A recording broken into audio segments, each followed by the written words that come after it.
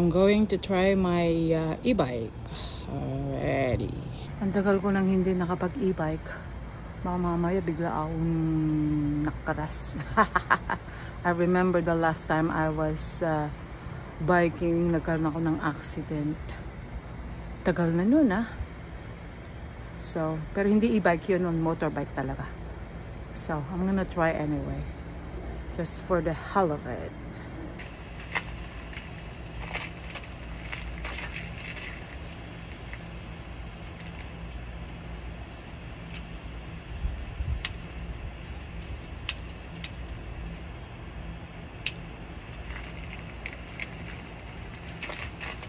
Holy shit, na-lowbat.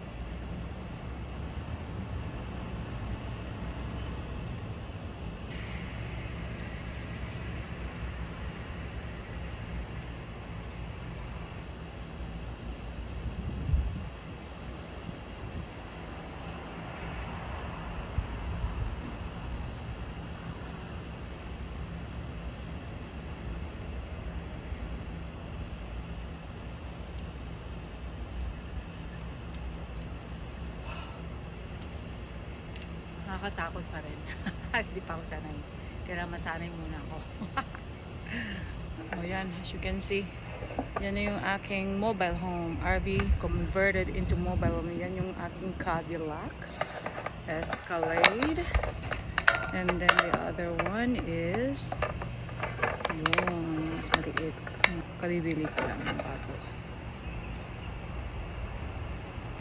Ang sarap ng buhay dito, sa totoo lang RV park. So lahat yan, puro RV. Ako lang yung mukhang mobile home kasi ito yung model house dati. Kaya maganda siya. Diba? Ako lang ang naiiba dito na nagmumukhang ano talaga. Nagmumukhang house. Yan. Nagmumukhang house talaga siya. Kasi meron siyang meron siyang dun. Side doon. Doon naglalaro yung mga aso ko doon mismo. Kaya maganda. Masarap, mahangin. Paghapon lang, pero in the middle of the day, sobrang init. Parang nasa pugon ka. Pero ngayon mahangin na, so it's okay. Kabalitaran naman. Kaya ang dito, ang weather dito ay parang weather lang. Kung minsan sobrang mahangin, kung minsan may hail, ice, kung minsan umulan, kung minsan naman sobrang init. Grabe.